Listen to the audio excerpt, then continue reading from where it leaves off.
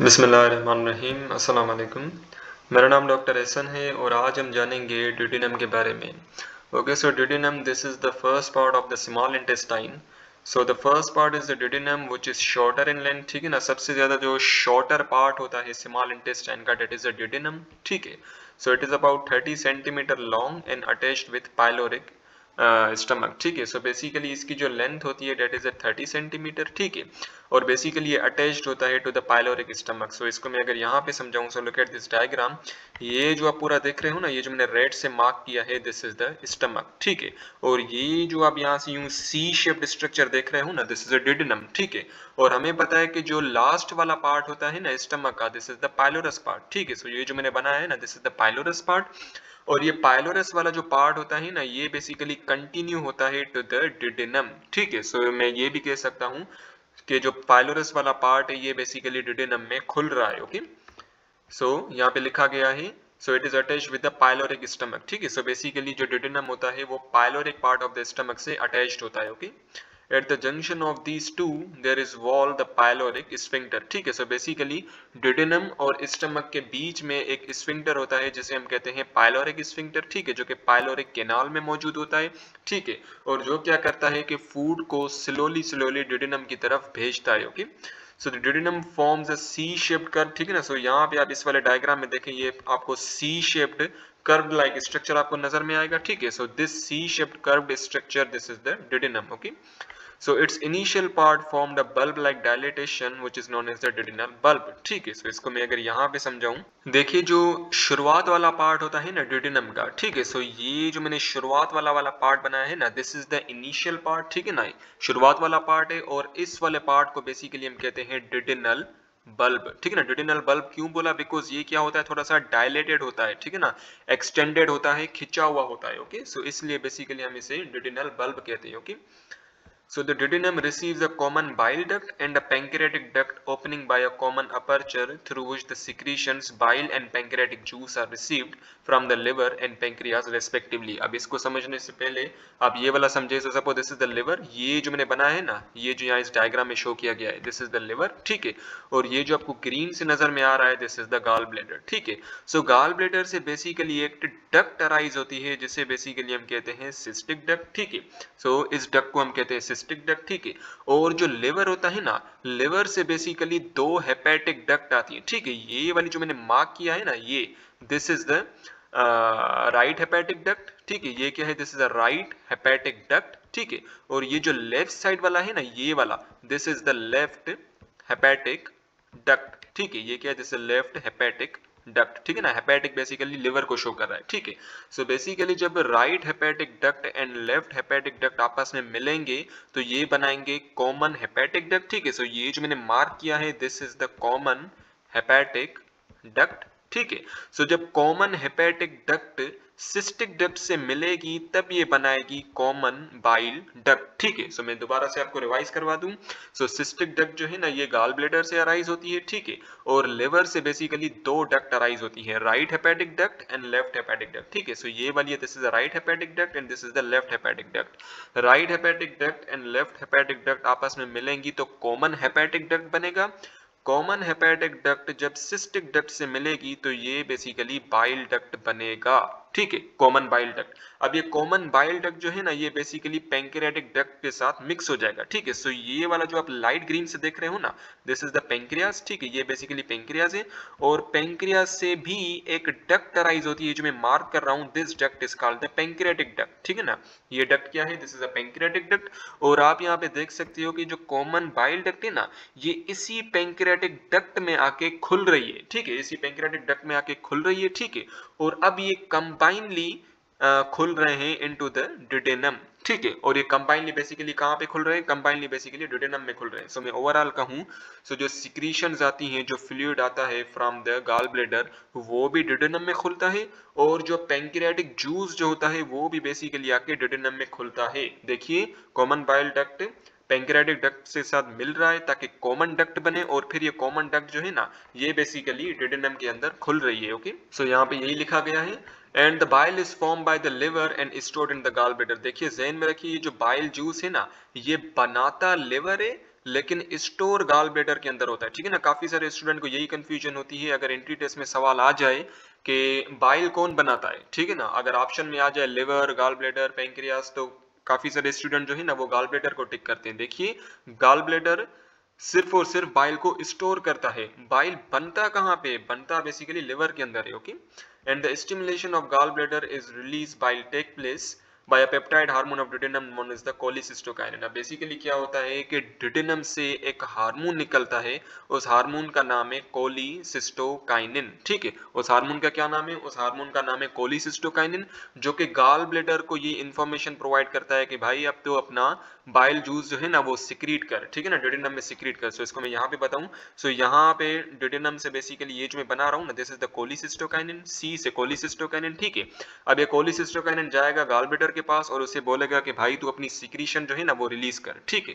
और यही कोलिसिस्टोकाइनिन जो है ना वो पेंक्रियास के पास भी जाएगा और पैंक्रियाटिक जूस की भी सिक्रीशन कराएगा, ठीक है। पैंक्रियास को भी बोलेगा कि भाई तू पैंक्रियाटिक जूस जो है ना वो ड्यूटेनम की तरफ भेज, okay. which also play a role in the pancreatic secretion to secrete its pancreatic juice, ठीक है। कोलिसिस्टोकाइनिन बेसिकली पेंक्रियास के पास भी जाएगा और पेंक्रियास को भी बोलेगा कि भाई तू अपनी सिक्रीशंस भेज, okay. So upon stimulation of gallbladder, bile is released into the cystic duct, which is connected with the common bile duct before finally reaching to the duodenum, ठीक है ना। ये जो मैंने पूरे जो कनेक्शंस है वो मैंने कनेक्शंस आपको बता दिए कि जो सिस्टिक डक्ट है ना वो मिलती है कॉमन हेपेटिक डक्ट से ताकि कॉमन बाइल डक्ट बने, ठीक है। सो सबसे पहले जो बाइल जूस है ना वो आता है सिस्टिक डक्ट के अंदर। जाहिर सी बात, बाइल कहाँ पे स्टोर होता है, गॉलब्लैडर के अंदर स्टोर होता है ना। और गॉलब्लैडर से कहाँ जाएगा, पहले सबसे पहले सिस्टिक डक्ट में जाएगा, फिर सिस्टिक डक्ट के बाद वो फिर चला जाएगा कॉमन हेपेटिक डक्ट के अंदर, ठीक है। बेसिकली जब cystic duct and common hepatic duct आपस में मिलेंगे तो कॉमन बाइल डक्ट बनेगा, okay. The partially digested proteins of acidic chyme that entered the duodenum serve as a major stimulus for cholecystokinin secretion. देखिए, so basically जब भी acidic crime आता है इनसाइड द ड्यूडेनम, ठीक है। देखिए काइम जो है ना, काइम बेसिकली एसिडिक होता है। क्यों एसिडिक होता है, बिकॉज गैस्ट्रिक जूस जो है ना, गैस्ट्रिक जूस एसिडिक होता है और इसकी वजह से जो काइम होता है ना, पेस्ट लाइक स्ट्रक्चर, वो भी एसिडिक होता है, ठीक है। सो जैसे ही काइम ड्यूडेनम के अंदर आएगा और ड्यूडेनम से टच होगा तो ये जो टच है ना वही मेन स्टिमुलस है फॉर द कोलिसिस्टोकाइनिन रिलीज, ठीक है ना। सो जैसे ही काइम ड्यूडेनम के अंदर आएगा, जैसे ही आया कोलिसिस्टोकाइनिन वहीं पर ही रिलीज हो जाएगा, ठीक है। सो जो स्टिमुलस है, जो इंफॉर्मेशन है for the cholecystokinin secretion, that is the acidic chyme, okay. और याद रखिए जो प्रोटीन है ना वो प्रोटीन कंप्लीटली डाइजेस्टेड नहीं होती, पार्टली डाइजेस्टेड होती है इनसाइड द स्टमक, ठीक है। देखिए कंप्लीट डाइजेशन जो है ना वो स्मॉल इंटेस्टाइन के अंदर ही होती है, okay. On the other hand, cholecystokinin also stimulates acinar cells of the pancreas to secrete the large amount of pancreatic juice. देखिए पेंक्रियास के अंदर कुछ सेल्स होते हैं जिन्हें हम कहते हैं एसिनार सेल्स, ठीक है ना। एसिनार ये ऐसे गोले की तरह होते हैं, ठीक है ना, ऐसे गोल गोल होते हैं, ओके। सो बेसिकली जो एसिनार सेल्स है ना, एसिनार सेल्स के अंदर पेंक्रियाटिक जूस बनता है, ठीक है। फिर कोलिसिस्टोकाइनिन उन्हीं एसिनार सेल को जाके इंफॉर्मेशन प्रोवाइड करती है कि भाई अब पेंक्रियाटिक जूस को सिक्रीट करो, ठीक है। सो फिर ये एसिनार सेल्स जो है ना वो पेंक्रियाटिक जूस को भेजते हैं towards the duodenum, okay. So beside the cholecystokinin, the cells of duodenum also secrete another hormone which is the secretin, which act upon the pancreas to secrete water and bicarbonate ion. अब basically क्या होता है कि duodenum से सिर्फ cholecystokinin release नहीं होता, duodenum से सेक्रेटिन हार्मोन भी रिलीज होता है। कब रिलीज होता है, जब एसिडिक काइम ड्यूडेनम के अंदर आता है, ठीक है। सो बेसिकली ये सेक्रेटिन क्या करता है, secretin water and bicarbonate ion की सिक्रीशन करता है फ्रॉम द पेंक्रियास। अब इसको समझाने के लिए मैं आपको ये समझाऊं, suppose this is the pancreas, ठीक है, ये बेसिकली पेंक्रियास है, ठीक है। And this is the pancreatic duct, ठीक है, ये बेसिकली क्या है, this is the pancreatic duct. अब क्या होता है कि जो सेक्रेटिन होता है ना, secretin, secretin suppose this is the secretin hormone, secretin hormone basically इन्हीं पेंक्रियाटिक डक्ट के ऊपर जाके एक्ट करेगा, ठीक है। और फिर क्या करेगा, ज्यादा से ज्यादा पानी और बाइकार्बोनेट आयन जो कि इसी पेंक्रियास के अंदर मौजूद हैं, वो ज्यादा से ज्यादा पानी और बाइकार्बोनेट आयन को खींचेगा और इसी पेंक्रियाटिक डक्ट के अंदर भेज देगा। देखिए सेक्रेटिन क्या कर रहा है कि जो पेंक्रियास के अंदर पानी और जो बाइकार्बोनेट आयन स्टोर्ड है, उन्हीं पानी और बाइकार्बोनेट आयन को खींच के ये पेंक्रियाटिक डक्ट के अंदर दाखिल कर रहा है, ठीक है, ताकि ये जो पानी और बाइकार्बोनेट आयन जो है ना वो फिर अल्टीमेटली ड्यूडेनम के अंदर ओपन हो जाए, ठीक है। So after that the pancreatic juice is flushed out into the duodenum. ठीक है, so basically क्या होता है कि इन्हीं कोलिसिस्टोकाइनिन और सेक्रेटिन हार्मोन की वजह से क्या होता है कि जो पैंक्रियाटिक जूस है ना वो अल्टीमेटली duodenum के अंदर पहुंच जाता है. Okay, the bicarbonate ion neutralizes and turn the acidic chyme into the alkaline. देखिए बाइकार्बोनेट आयन जो है ना this is the basic in nature. ठीक है, लेकिन जो एसिडिक काइम है this is acidic in nature. ठीक है, सो बेसिकली क्या होगा कि जब एसिड और बेस आपस में मिलते हैं तो न्यूट्रलाइजेशन का प्रोसेस परफॉर्म होगा. ठीक है, यानी कि जो एसिडिक काइम है ना वो न्यूट्रलाइज हो जाएगा. ठीक है ना, वो थोड़ा सा अल्कलाइन हो जाएगा. Okay, so the bile is yellowish green in color and it contains water, salt and bile pigment. ठीक है, देखिए जो बाइल जूस होता है ना, bile juice basically yellowish greenish in colour होता है. ठीक है, और बाइल जूस के अंदर एक तो पानी होता है, बाइल साल्ट्स होते हैं, यहाँ पे जो साल्ट्स लिखा गया है ना these are the bile salts. Okay, and bile pigments होते हैं. ठीक है ना, बाइल पिगमेंट्स जैसे कि बिलीरुबिन एंड बिलीवर्डिन. ठीक है,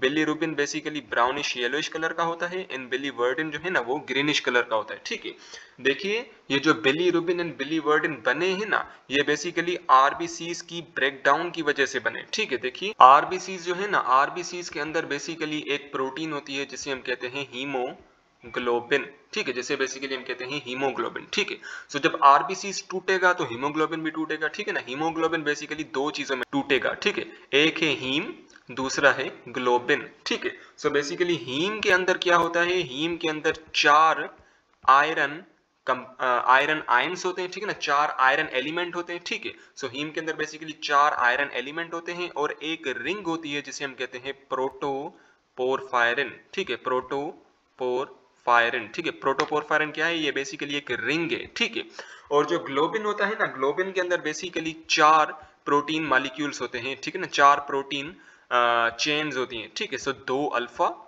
ठीक है ना, दो अल्फा चेन्स एंड दो बीटा चेन्स होती हैं. ठीक है, सो ग्लोबिन के अंदर चार प्रोटीन चेन्स होती हैं, दो अल्फा प्रोटीन चेन्स होती हैं और दो बीटा प्रोटीन चेन्स होती हैं. ठीक है, और जो हीम है ना, हीम के अंदर फिर दो चीजें होती हैं, एक तो चार आयरन एलिमेंट्स होते हैं और दूसरा प्रोटोपोरफायरिन रिंग होती है. ठीक है, अब जो प्रोटोपोरफायरिन रिंग है ना ये बेसिकली टूटती है इनटू द बिलीरुबिन. ठीक है, ये बेसिकली टूटती है इनटू द बिलीवर्डिन. ठीक है, और फिर बिलीवर्डिन जो है ना ये कन्वर्ट होगा बिलीरुबिन के अंदर. ठीक है, सो आप देख सकते हो कि जो आरबीसी है ना, आरबीसी टूटा और इसकी टूटने की वजह से इतने सारे प्रोसेसेस परफॉर्म होने की वजह से प्रोसेस परफॉर्म होने के बाद बेसिकली बिलीवर्डिन बना और फिर बिलीवर्डिन टूटा इनटू द बिलीरुबिन. ठीक है, सो इट्स साल्ट्स. अच्छा, जो बाइल्ड साल्ट्स होते हैं ना, बाइल्ड साल्ट्स दो होते हैं. Number one is a sodium glycocholate and number second is the sodium taurocholate. Okay, so these are involved in the emulsification of fats. ठीक है, अब बेसिकली क्या होता है कि बाइल्ड साल्ट्स जो है ना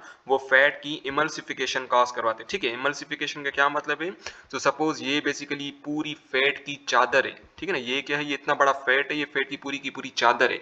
सो इमल्सिफिकेशन में क्या होता है कि जो पूरी की पूरी चादर है ना ये काफी सारे टुकड़ों में डिवाइड होती है. ठीक है ना, ये टुकड़ा अलग हो गया, ये टुकड़ा अलग हो गया, ये टुकड़ा अलग हो गया, ये टुकड़ा अलग हो गया. ठीक है, सो इस प्रोसेस को बेसिकली हम इमल्सिफिकेशन कहते हैं. ठीक है, और इमल्सिफिकेशन कौन काज करवाता है, sodium glycocholate and sodium taurocholate. Okay, अच्छा देखिए बाइल जूस के अंदर कोई भी एंजाइम नहीं होता. ये एंट्री टेस्ट के अंदर आपसे पूछ सकते हैं कि कौन सा जूस है जिसके अंदर एंजाइम नहीं होता, बाइल जूस, पैंक्रियाटिक जूस. ठीक है, सो आपको बाइल जूस को टिक करना है. Okay, the bile pigments have nothing to do with the process of digestion. ठीक है ना, देखिए डाइजेशन का प्रोसेस यहाँ पे नहीं होता. ठीक है ना, बाइल जूस डाइजेशन का प्रोसेस परफॉर्म ही नहीं करवाता बिकॉज डाइजेस्टिव एंजाइम्स तो है ही नहीं. ठीक है, बाइल पिगमेंट का डाइजेशन से कोई भी वास्ता नहीं है. ओके, अच्छा ये जो बाइल पिगमेंट्स है ना, बिलीरुबिन एंड बिलीवर्डिन, ये बेसिकली जब आरबीसीज वॉर्न आउट होते हैं, टूटते हैं, तब बेसिकली ये बाइल पिगमेंट्स जो है ना वो बनते हैं. Okay, now the pancreatic juice contains the inactive enzyme which is known as the trypsinogen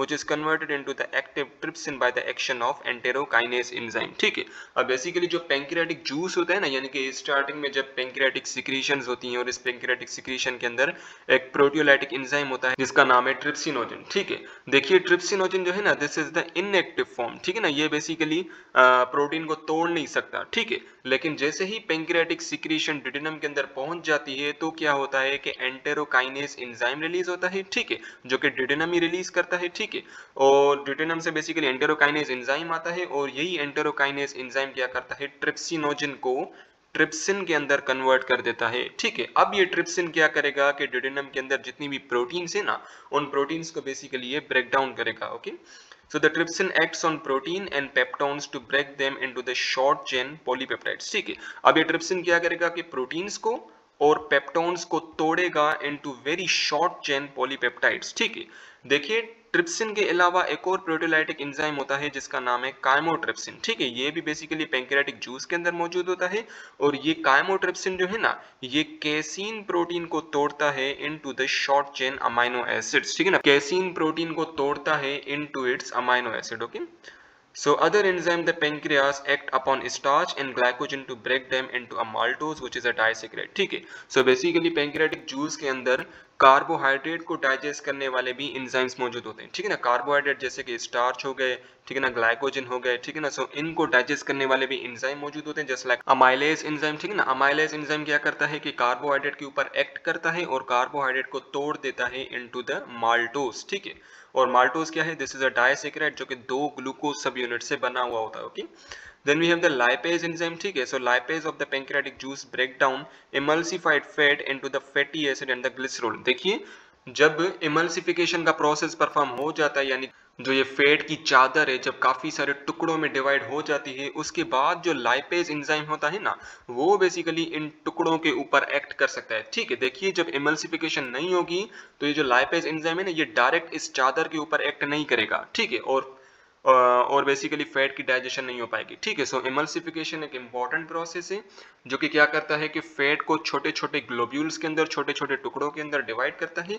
उसके बाद ये लाइपेज एंजाइम जो है ना, ये इन छोटे छोटे टुकड़ों के ऊपर एक्ट करता है और इन छोटे छोटे टुकड़ों को फर्दर तोड़ देता है into the fatty acid and glycerol. ठीक है, बिकॉज ये छोटे छोटे टुकड़े जो है ना, ये फैटी एसिड एंड ग्लिसरॉल से ही बने हुए होते हैं। सो ये जो लाइपेज एंजाइम है ना, ये इन इमल्सिफाइड फैट यानी कि जो फैट ग्लोब्यूल्स है, जो छोटे छोटे टुकड़े हैं, उनको तोड़ देता है into the fatty acid and the glycerol. ठीक है, सो यहाँ पे बेसिकली स्मॉल इंटेस्टाइन के अंदर फैट की डाइजेशन कंप्लीट हो जाती है। Okay, so the duodenum contains a specific Brunner's gland which produces a mucus rich alkaline secretion containing the bicarbonate ion। अब बेसिकली क्या होता है कि जो ड्यूडेनम होता है ना, तो इसको मैं यहाँ पे बताऊं, इसको मैं ब्लैक से मार्क कर रहा हूँ। बेसिकली जो ड्यूडेनम होता है, ड्यूडेनम पे काफी सारे यहाँ पे ग्लैंड्स होते हैं, ये जो मैं ब्लैक से मार्क कर रहा हूँ, दीज आर द ग्लैंड्स, और स्पेसिफिकली हम इन्हें ब्रूनर्स ग्लैंड कहते हैं। ठीक है, ब्रूनर्स ग्लैंड बेसिकली क्या करते हैं कि म्यूकस की सिक्रीशन करते हैं। ठीक है ना, म्यूकस सिक्रीशन करते हैं जिसमें काफी सारे बाइकार्बोनेट आयंस भी मौजूद होते हैं। ठीक है, और ये म्यूकस बेसिकली क्या करता है कि जो एसिडिक काइम होता है ना, उसको ये न्यूट्रलाइज कर देता है। ओके,